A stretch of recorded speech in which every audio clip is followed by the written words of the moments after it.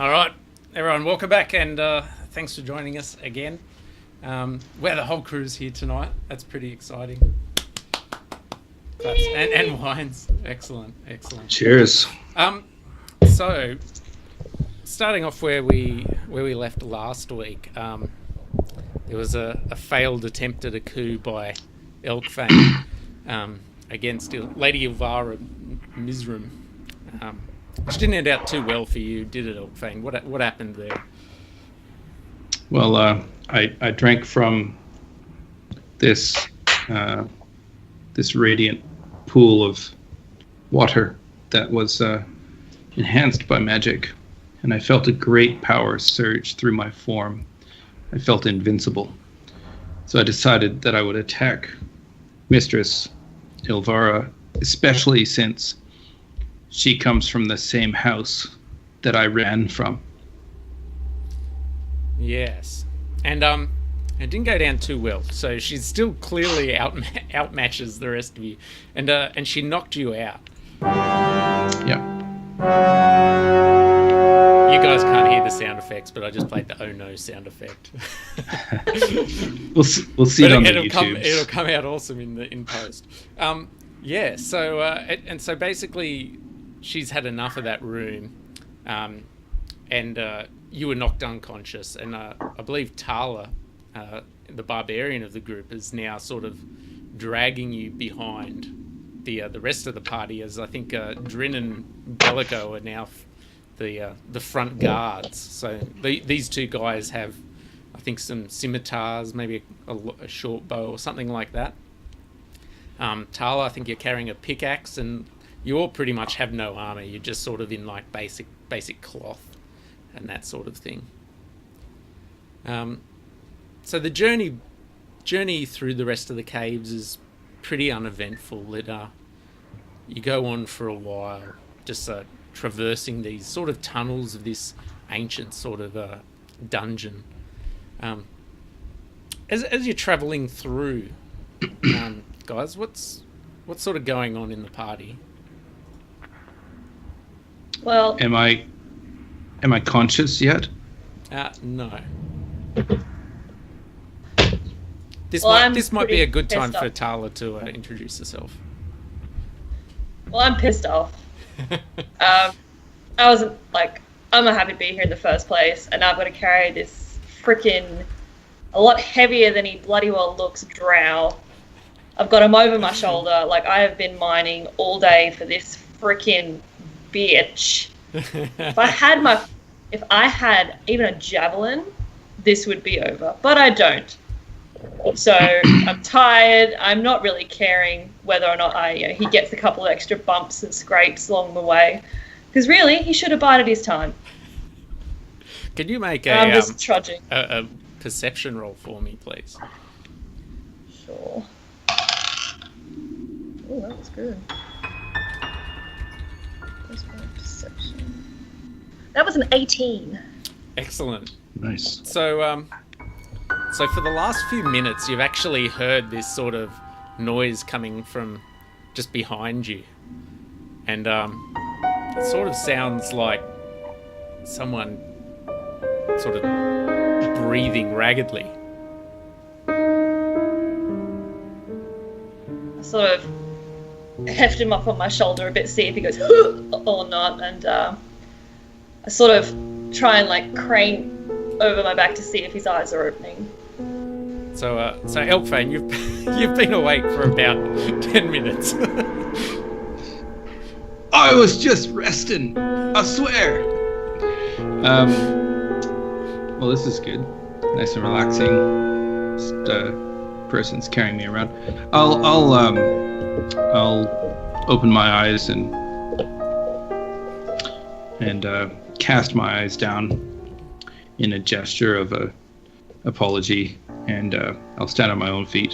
So Tarla, you realise you've been carrying this drow around on your shoulder, who's perfectly capable of at least walking. So how do you feel about that? In thanks. I just roll him off my shoulder, straight onto the ground. So a thick I sort land of lightly on my feet. if I can roll an acrobatics check. Oh yes, fantastic. 2. Yeah. No, +5. 7. 7. 7. All right, the Wilhelm scream, and you go crashing to the ground as the party stops and turns back around. Lady Elvira sort of has a look and she says, "Oh, my precious pet, you're awake finally." Yes, I'm awake, Mistress Elvira, and I apologize for my conduct earlier. The waters that I drank, they made me act without my own mind. She says. She looks at you and she says, indeed, you were quite a naughty boy. And she looks at you and sees all the scratches, and you can't really tell how late it is, but she decides to make camp here for the evening with your party. And so you can have a short rest now. For I think there's quite a few of you without hit points. As we take a short rest, I would like to hum, not sing out loud, but just hum to my friends nearby a song of rest, which will allow them to add an extra 1d6 to their hit points. Fantastic. Let me just double check that. Yes. Bellica, tell us about a little bit about yourself and your background while the party rests for the evening. So I was an acolyte of Kellenbor, posted to a regional kind of backwater village that had been suffering significantly from an outburst of a weeping sickness.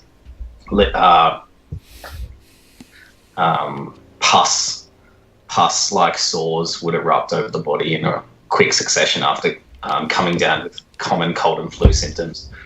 And it would bleed like a quite coagulated, sticky, dark blood substance, highly fatal in about 70% of cases, those of which that contracted the disease passed away.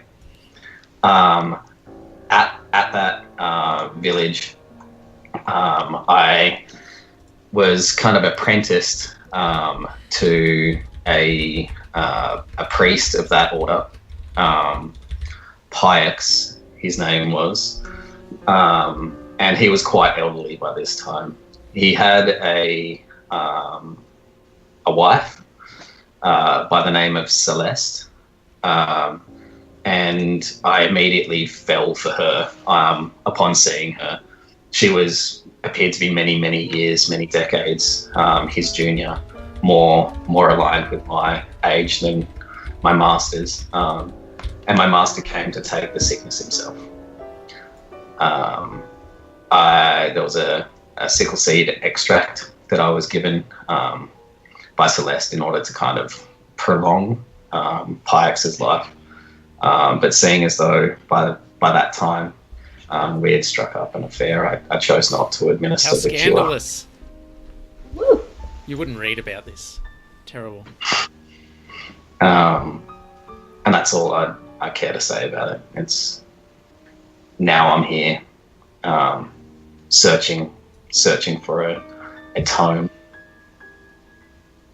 and it seems as though either that I may have, and that I would take some time while we're breaking our journey to sneak a look at this scroll up my sleeve. Yeah. You don't have the scroll. I have the scroll. No, really? Did you take it off me? Oh, okay, if you have it, then that's fine. I didn't think that I read it. I just pocketed it. Are you talking about the one that I Drinbro, what are you doing handed? while the rest of this is happening and the other guys are sort of trying to figure out where this piece of parchment is stuffed in their loincloths? Sitting there, remember the time I saved my brother, and just reminiscing as to why and how we got stuck into this terrible position. Also, why he tried to attack Ilvara. Yeah. Excellent. At least you did pretty well with the parchment, though. Yeah, it's quite good if I recall. There was a fairly decent roll involved in that one. So the party sort of you guys rest for the next hour and recoup some of your health. How are you all looking? Are you all back up at max health at the moment, or? So it's a short rest. So is anyone going to spend their hit dice to regain hit points? I will. Oh yeah, me definitely. Tarla, I think you're in pretty good shape. So you can add 5 hit points to whatever you roll on your hit dice for my Song of Rest. That sounds like a fantastic deal. I can see that coming in handy later on down the track. So I imagine Elkvane is in pretty bad shape, or looks to be. Yeah, I'm about. I've spent. Oh, I can use 2 hit dice. Just like you have visible wounds before you nice. do that. I'm at max hit points now. I've spent both my hit dice plus my Song of Rest to get me back to maximum. So I'm good. Excellent. I also have not cast any spells other than cantrips since our last rest. So with that, after Mistress Ilvara is a pretty hard taskmaster, so she spends pretty much no time after your 1 hour getting you guys back on the road, or the cavern trail, so they say. May I, during the short rest, was there time for me to look at the scroll that I had stolen? Or no. was she watching us carefully? Yeah, she's right over all of you guys. Right. I will not pull that scroll out until I have broken line of sight with her. Yes. And so she leads the party forward. I believe we've probably got Tarla right at the back, keeping an eye on Elkvane, who's second from the rear. Bellico and Drin are right up front. They're the new point guards. Elkvane, you've been sort of sent to the bench after your last little thing. And Ilvara sort of leads from the rear, as like most good generals do. And so you travel further and further down into this cavernous system,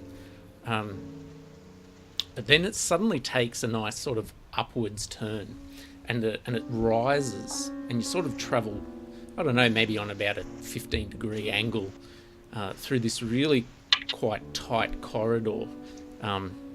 It's maybe 10 feet wide, so you can go by 2 by 2, and the dirt and the ground sort of gives way to this paving, and the walls turn from sort of rock back into bricks and mortar, and this sort of fetid, defunct air sort of starts permeating from around you.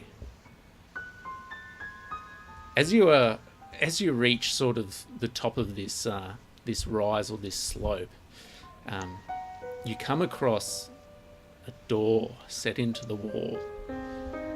This door is made out of stone, and it's carved with these sort of symbols that you've never really seen before. Who among you has like to roll a religion check for me? Do we need to be trained? Could be the cleric. I think would probably be the one to know about it. 20 in total. Oh wow, fantastic! As I pass my hands across the kind of surface, tracing them slightly. Yeah. So Bellica, you recognise that this is actually a tomb. And from what you can see on there, it refers to this these two characters called the Morning Lord and Mother Night.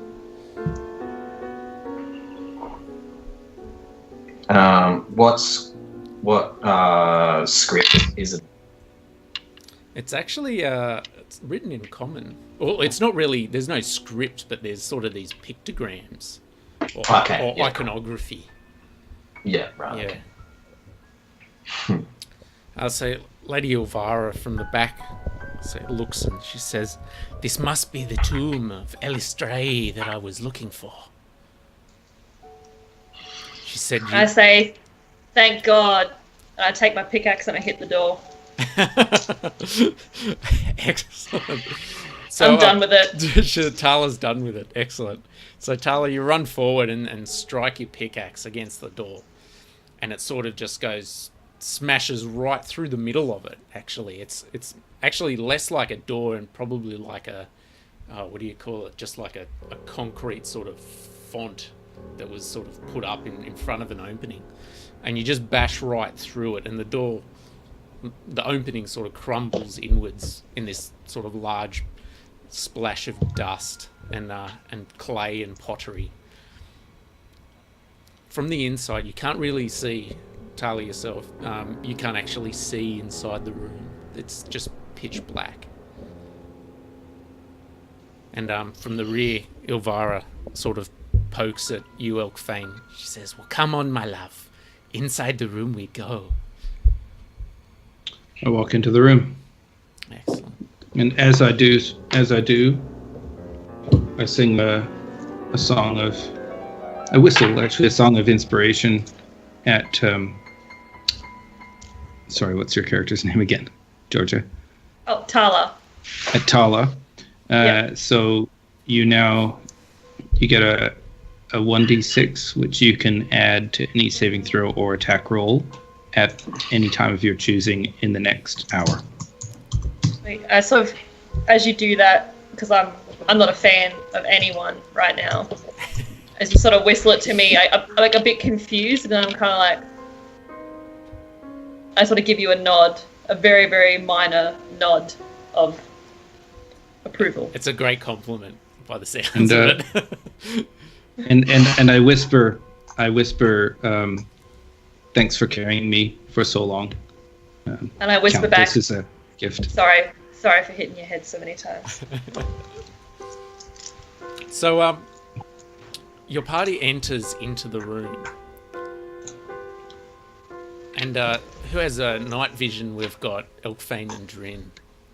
So Yep. Immediately you guys can see this is the room's approximately 30 foot by 30 foot wide. And it's sort of held up in the middle by these 4 pillars, sort of spaced equidistantly around the room.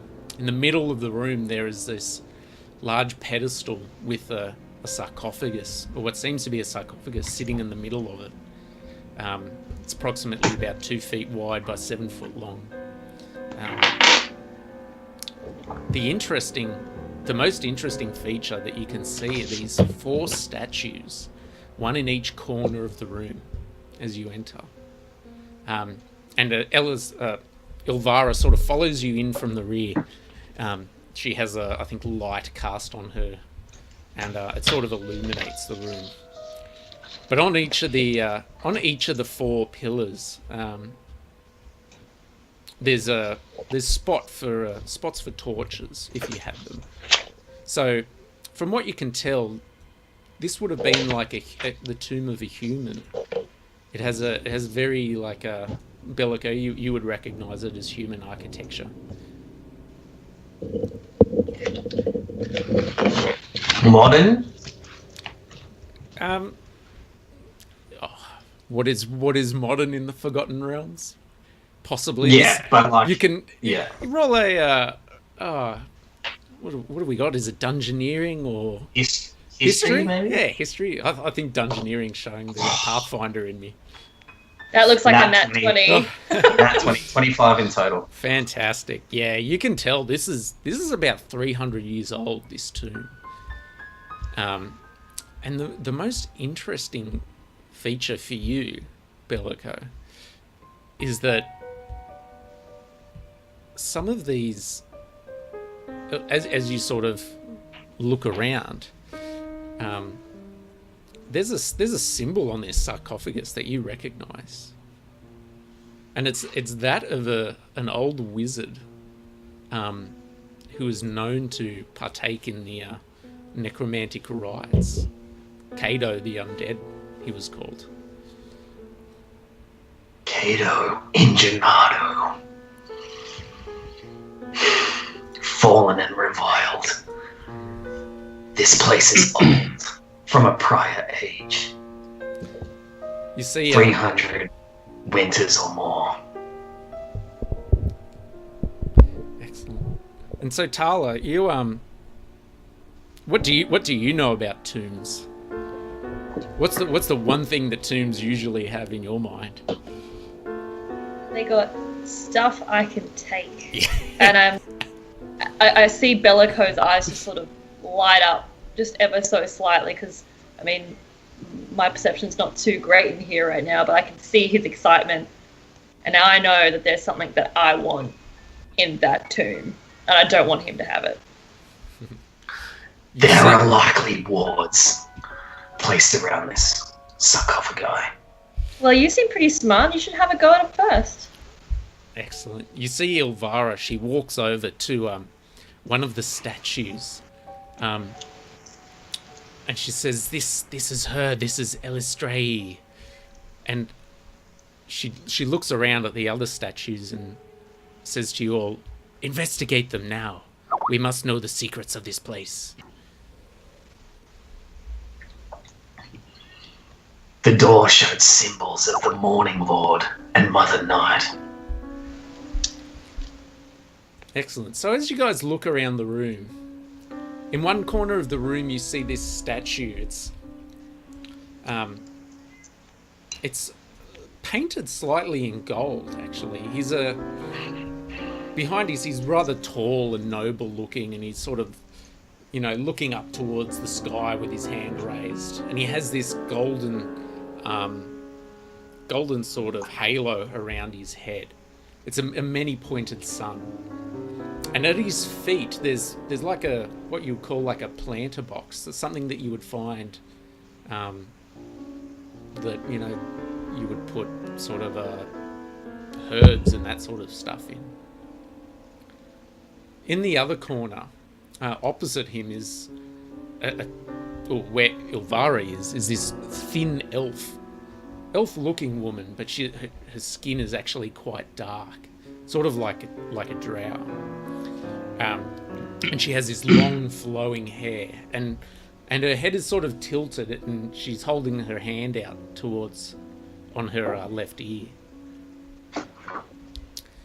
The other two corners opposite these are really quite interesting. Who's investigating those? I'll have a look at one. I want to specifically be looking for things I can take off of the statue. Ah, excellent. Well, on Tarla, you head towards this woman. She's stern-faced, and I think that's probably what attracted you to her statue. She's wearing this long sort of short robe on her back, but she has the statute of sort of nobility, and she's looking across at the statue in the other edge of the room with this sort of fierce intensity in her eyes, and her hand is held outwards like this, almost like she was holding something that is no longer there. Okay. Who do you see opposite you in investigating the last statue? Which one of our last two party members is over there? I'll be over there. Drin. Drin's over there. Drin will be over there. I can't tell them apart. All drow are the same to me. In the dark, they all look the same. Yeah. Yeah. Oh my god, I don't know if we can say that on live here. In the dark. Okay, excellent.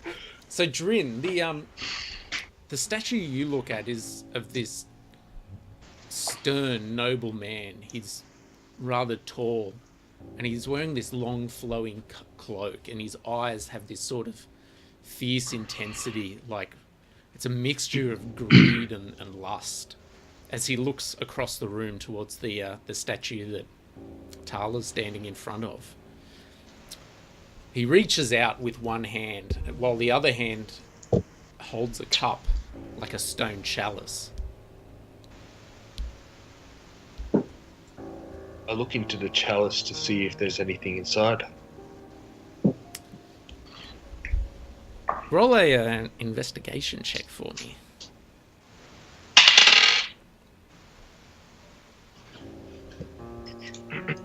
19 plus 3, 22. Wow, fantastic. So you look inside the cup and there's like a residue in there. Can you describe the residue? It's sort of like Something I know.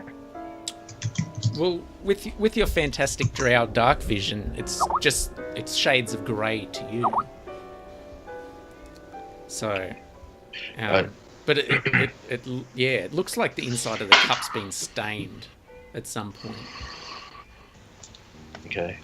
Does I feel there's something odd about this person's stature and the look in their eyes, and I try to piece it together, and I turn around and I ask Tarla, can you see anything on the statue that this statue would want, or this person would want?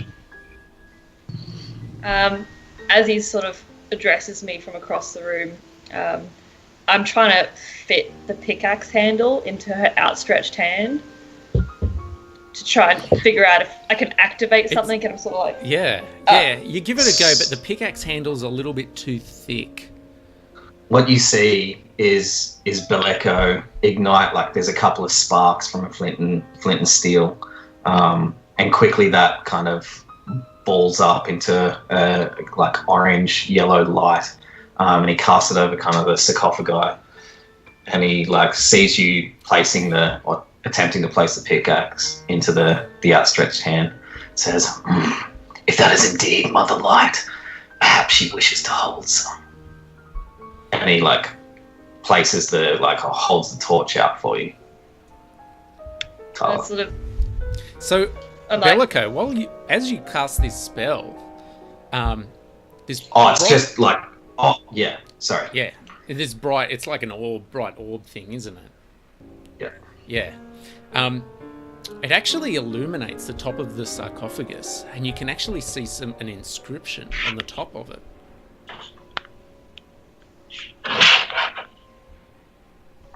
Do you care to read it?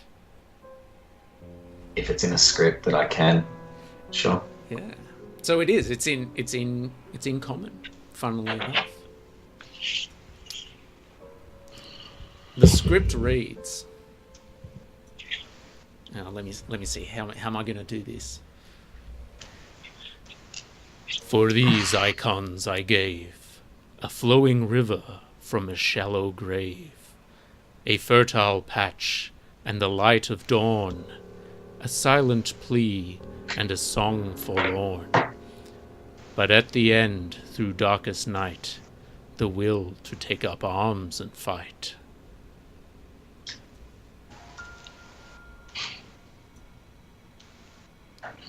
I repeat it in a slightly less amazing voice. So you can all roll wisdom insight checks for me.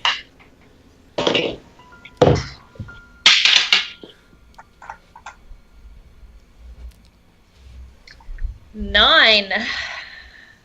7. 22. Yeah, all right, so we got 15 pluses here.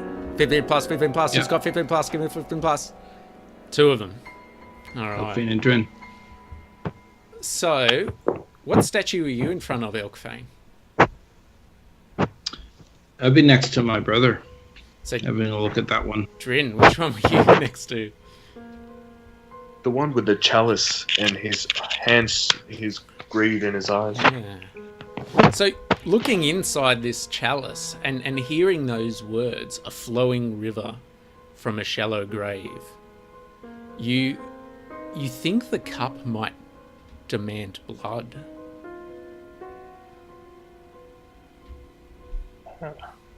I immediately, is there a, do I have a sharp object to pierce my hand? The I rapier. believe, yeah, Drin's carrying a rapier. Drin, pierce my hand. Scimitar. I pierce Elkfane's hand in And tribute. I hold it over the cup and squeeze some blood in.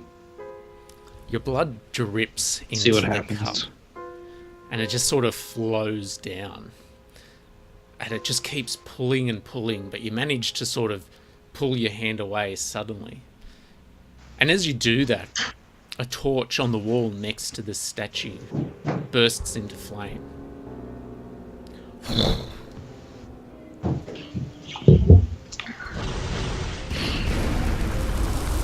Smile and fist bump Drin. Ilvara says, excellent work, you've done it. Now, we need to unlock the secrets of the other three to claim the treasures inside the sarcophagus.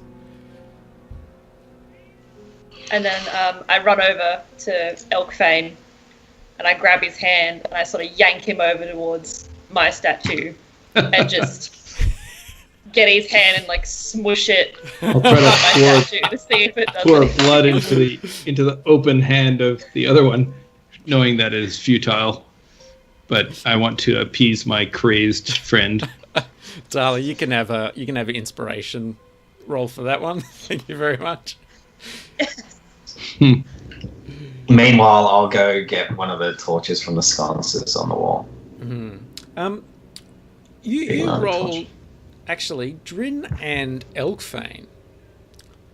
Yep. You see Lady or Mistress Ilvara over next to the tall sort of elf-like statue, and she's sort of touching around it, trying to figure it out. But you both of you guys recognize this as the statue of Elistray, who is she's the drow sort of drow goddess of song and dance. Who Elkfane Elkfane, you would be worships. very, very familiar. Yeah, I actually worship this Elistray rather than Lolth. Indeed. I'd like to approach this statue with some reverence. Excellent. So you approach this statue of Elistray. She sort of is looking down in sort of like almost like a forlorn sort of plea, like this silent plea. She's like this, but she's got her hand to her ear, like she might be listening for something.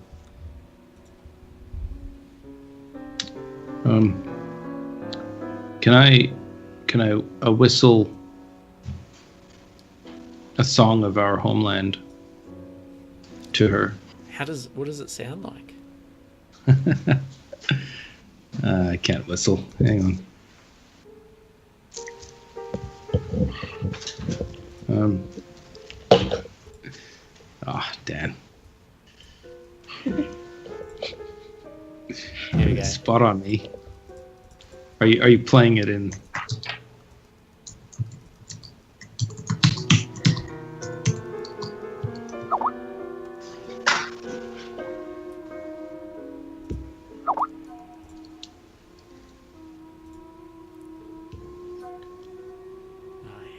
There we go. You want me to Excellent. actually So- whistle?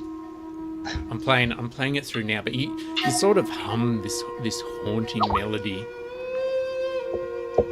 Yep. And after maybe the third sort of stanza, a torch on the wall bursts into flame. It sort of illuminates the statue of Elistray.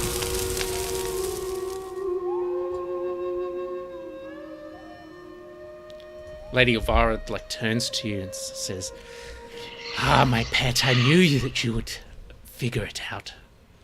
I'm glad I kept you alive till now. But we still have two more to figure out. She looks over at Tarla. You giant woman thing. What have you discovered? I just walk straight over to Bellico and sort of snatch the torch, because you've lit a torch, haven't you? Yeah, grab one off the wall if that's possible. Yes. Because obviously I sort of realise that he's figured it out.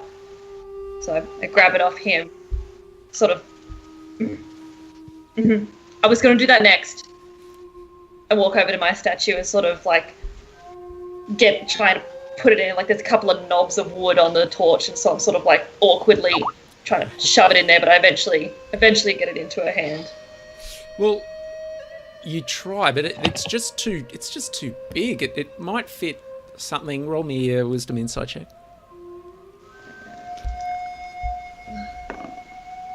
Oh. That's an 11. Yeah, that's actually going to work. So from what you can see, the way that she's facing the other statue, the one of the man with the cup full of blood, is that she's facing him with this sort of look of malice in her eyes, and her arm is outstretched as though she might have been thrusting at him with something. So I sort of waft. And your eye catches Drin and something hanging from his belt. Oh. So I sort of like stalk over really quickly and try and yank whatever's dangling off his belt to get a closer look at it. I suggest a dagger may be appropriate. Yeah, Drin, I think you're carrying a rapier, aren't you? Yes. Right, scimitar, sorry. A scimitar. Scimitar. And with that, you go back to the statue of this stern noble woman, and throw the and it slots in perfectly. And without further ado, another torch on the wall next to the statue lights up. I sort of go, yep. Excellent. Yep. I just sort of walk off into the corner and just wait. So I think that's the last one. The statue of the golden man with the many pointed sun behind his head and the planter box at his feet.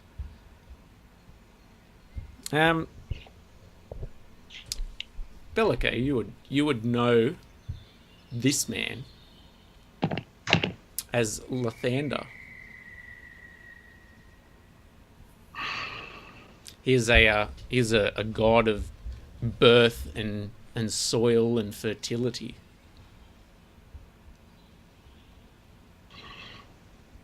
Is there any dirt upon the floor?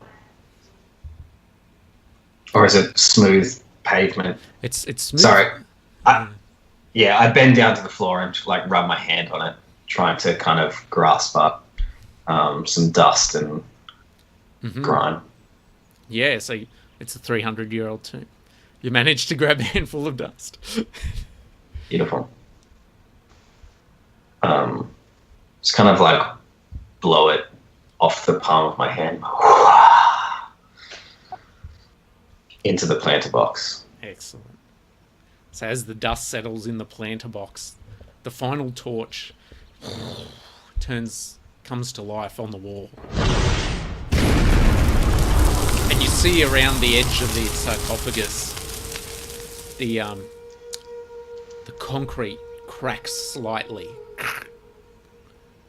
and the lid slightly moves. And we're going to take a short break here and come back with the next part.